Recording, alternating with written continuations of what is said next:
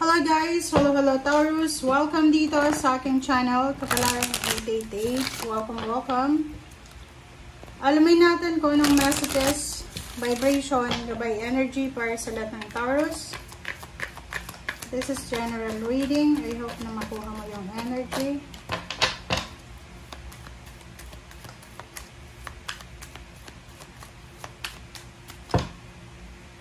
Okay.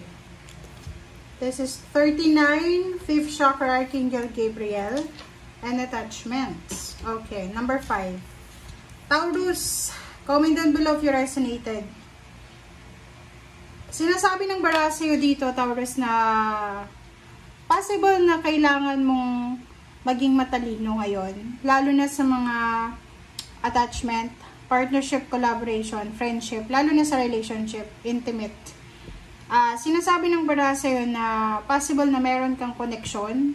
Maybe relationship siya. Pwede in a relationship ka. Or maybe sa pamilya siya. Padang may asawa ka na, may ka-live-in. Na nag-aalala ka sa relationship nyo. Paki-comment sa comment section kung bakit ka nag-aalala. Paki-comment sa comment section kung bakit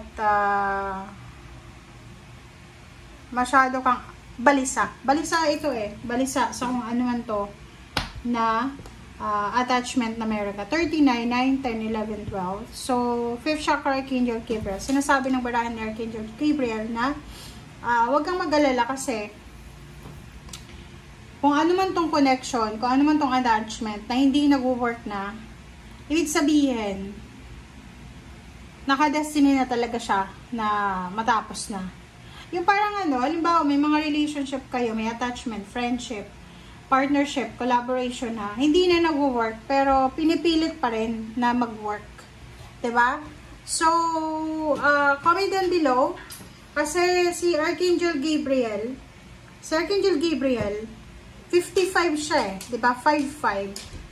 In times of mga fears, worries, anxiety, or mga depression, palaging pumapasok si Archangel Gabriel para bigyan tayo ng ng parang, anong tawag doon? Assurance, kalma, parang ganon. Okay? So,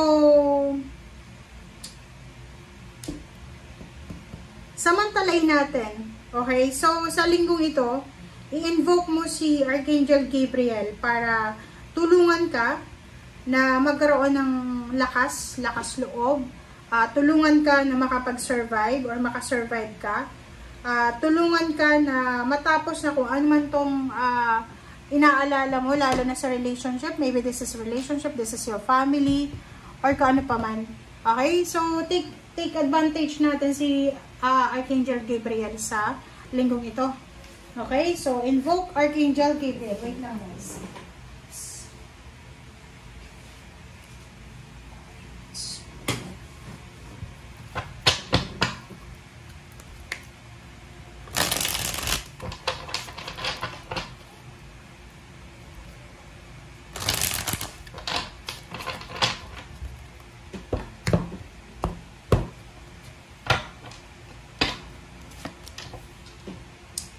Relationship talaga to.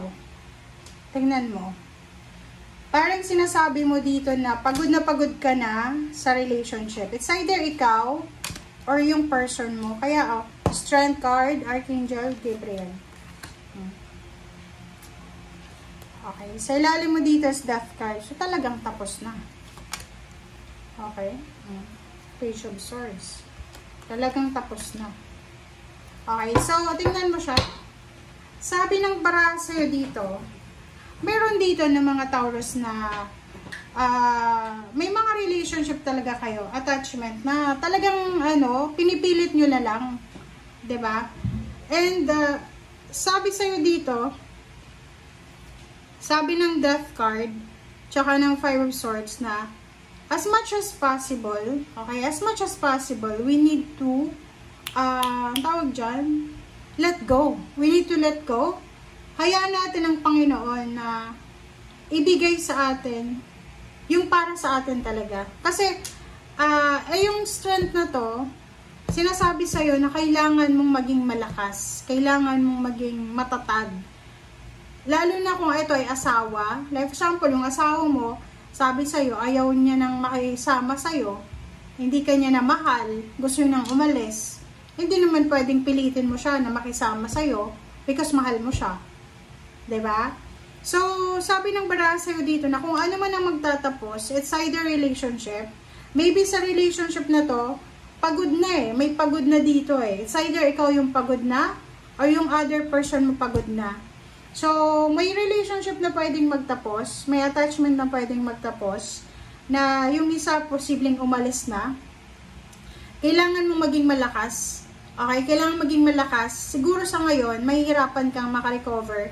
But yun ang nasabi sa'yo ng baraha dito na don't worry kasi lalo kung babae ka na Taurus or lalaki, kahit anong gender nyo, sinasabi ng baraha na once na makarecover ka dito, pagtatawanan mo na lang kung ano yung nangyari sa ngayon.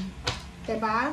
So, be strong, be courageous Taurus sa kung ano man na pagsubok sa relationship ito. Okay? Okay. Hangman, High Priestess, Queen of Pentacles, High Priest. Nandito yung High Priestess tsaka High Priestess. High Priest and High Priestess. Four of Swords. Okay. Nakikita nyo ba guys? Kita nyo ba? Tingnan nyo. Sinasabi ng baraha sa'yo dito na kung ano man ang nangyayari sa ngayon, there's a hidden message, there's a hidden blessings coming for you. Diba? So, ibig sabihin, talagang ganun yung buhay eh. Hindi natin pwedeng pilitan yung mga ayaw sa atin. Ayaw na sa atin. And, kung anong nangyayari sa ngayon, nandito yung High Priest at High Priestess, babae ka man o lalaki, meron niya na hidden message from the universe na siguro yun, sa ngayon pain and heartaches itong mararamdaman mo, it's because ano ka na eh, parang dependent ka na sa taong yan. But sa susunod na mga panahon, sinasabi ng baraha sa'yo dito na lahat ng nawala sa'yo, may kapalit yan. Okay? May kapalit yan. Like for example, nanakawan ka ng pera, na-scam ka, yung babalik sa'yo, doble-doble, triple. Kung relationship naman, sinasabi, okay, may umalis, magpakatatag ka lang kasi may darating.